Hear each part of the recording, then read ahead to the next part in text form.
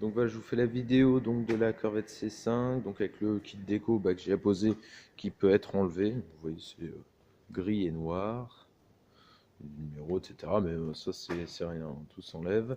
Bon, je vais faire un petit tour complet de la voiture. Donc vous avez le toit noir, comme on a dit, les rétros noirs.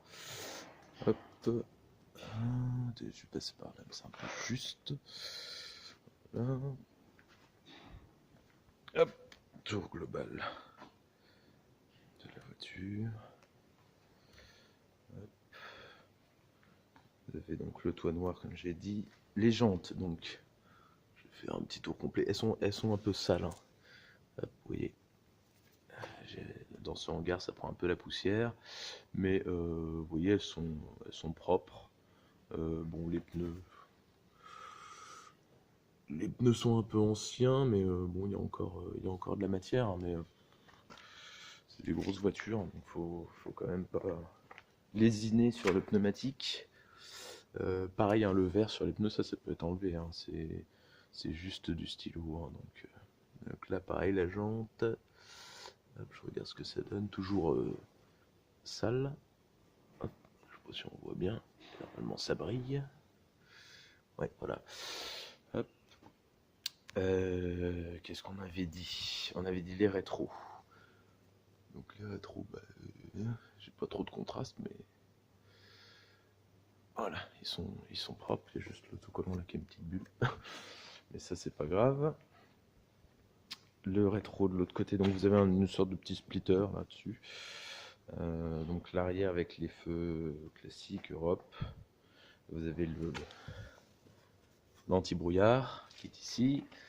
Les échappements qui sont en dessous, je sais pas si on les voit. Voilà, hop. Alors le décalage de l'échappement, c'est classique, hein. En fait, il n'est pas abîmé. Enfin, il n'est pas abîmé. C'est le V8 qui tire sur un échappement plus que sur un autre, et du coup, ça crée un décalage. Ça peut être réglé pareil, hein. C'est rien du tout. Hop. La jante là qui a une petite gratte là.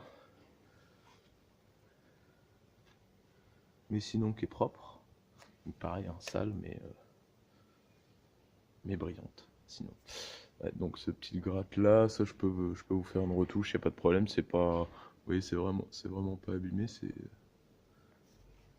assez faible. J'essaie de vous zoomer ça, mais non, c'est pas évident. Pareil, les pneus, donc c'est les mêmes.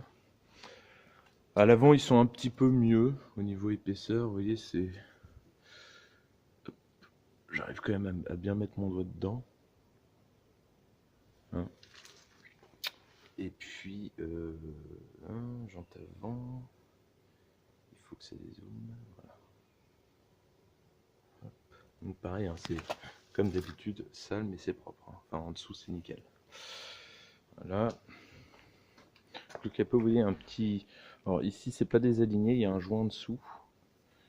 Vous voyez, à ce niveau-là, c'est relativement épais. Et de l'autre côté, un petit peu moins. Vous voyez, là, je mets pas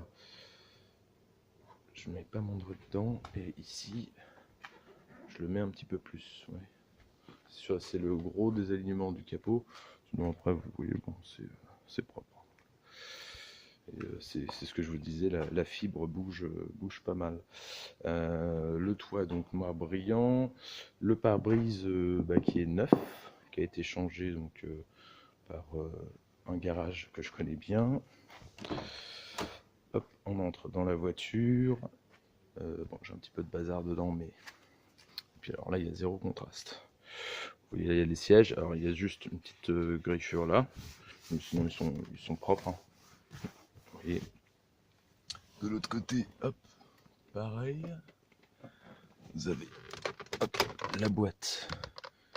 Et là, avec mes papiers d'ailleurs.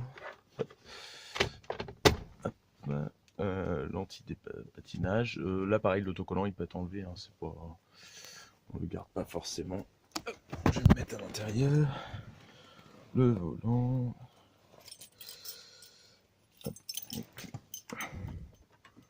dans le contact.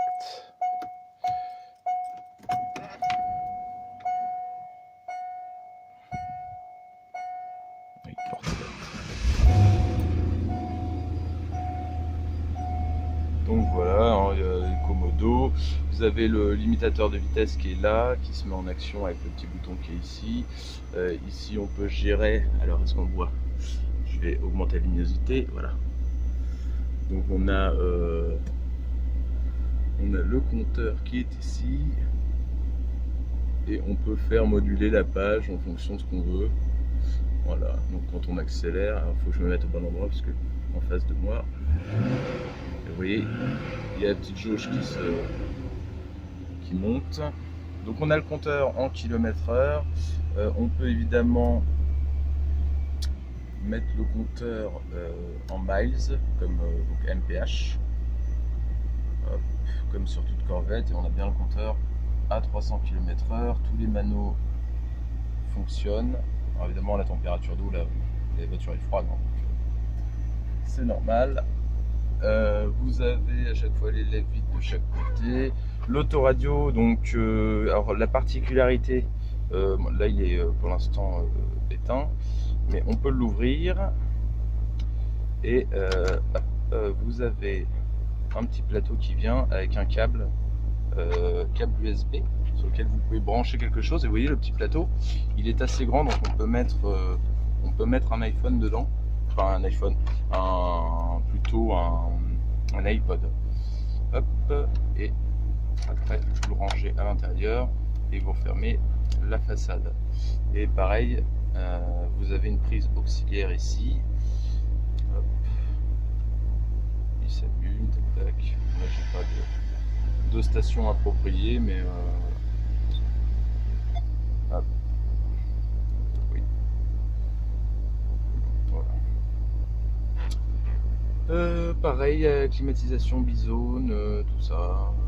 Vous avez les modes qui s'affichent, etc. Bref, voilà. Ici, hop, vous avez le cendrier avec l'allume-cigare. Ici un petit débarras, moi je mets des pièces dedans. La boîte automatique, parking, etc.